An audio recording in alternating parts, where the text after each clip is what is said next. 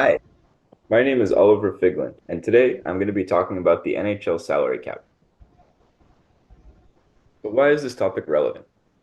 If you're a hockey fan, it's pretty relevant because, this is pretty much the basis on why teams are able to do what they're able to do in hockey.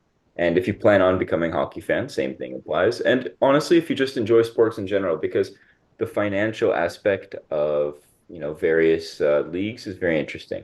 And if you're into that kind of thing in other sports, then you'll be into that kind of thing in hockey. Now, what is the salary cap? The salary cap is the annual limit on how much an NHL team can spend on their players' salaries, and on average, grows $1 to $2 million per year. So it isn't like other sports like baseball with a really high cap that can be passed. It's not like, basketball where there's a luxury tax if you go past it. It's a hard cap and you can't go past it under any circumstances. So that's how it's unique. Why I'm qualified to talk about this, I've done extensive research about the topic, quite a bit, and not just about this topic, but about hockey in general. And, um, I have a pretty decent following on Twitter or X, where I post about my findings. And yeah, so I guess I'm fairly qualified, but definitely more qualified than your average person. So the history of the salary cap. So in 2004, well, before 2004, there was no salary cap at all. But in 2004, the NHL and its players were unable to come to an agreement regarding, financial collective bargaining talks following a couple of years of, having disagreements and having seasons almost be canceled over and over because of it.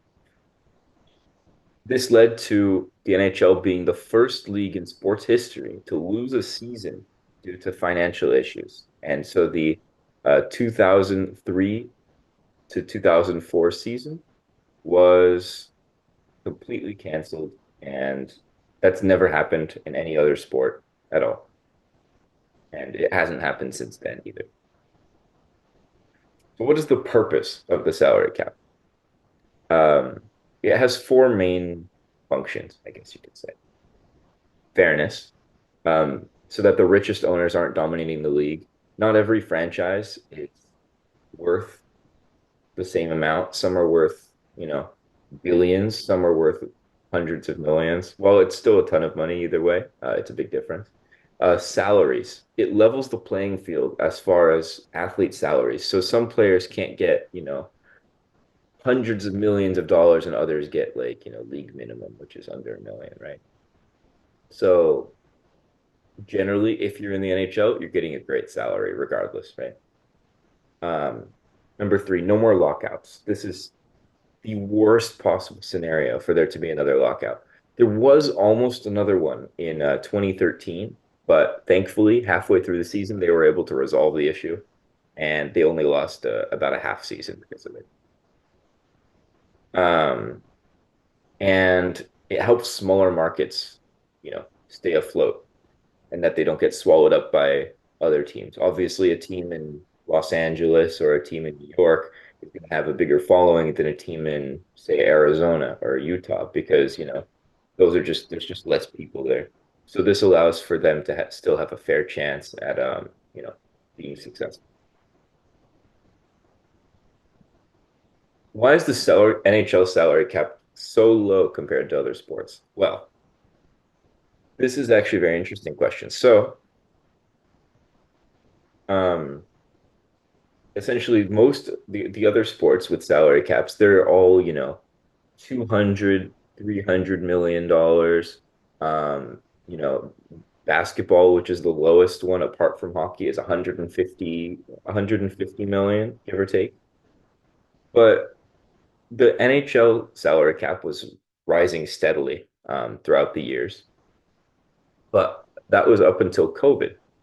And the league executives, because the every sports league is a business, the league executives were unsure of how a contact sport would be able to rebound after COVID, which was like contact illness.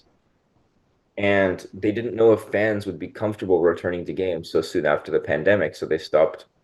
Well, they kind of like, pumped the brakes on the investment. The salary cap rises yearly and generally at even increments of $1 to $2 million per year, but recently that's changed because of COVID. There were, 1 or 2 years, or well, 2 or 3 years where uh, the salary cap didn't rise at all. And now that we're after that, um, the salary cap is rebounding slightly. And for example, this year it's going to go up 5.5 million, and next year it's projected to go up almost 4.5 million. So it looks like the investors of the league are going to start to invest in the league again, which is great.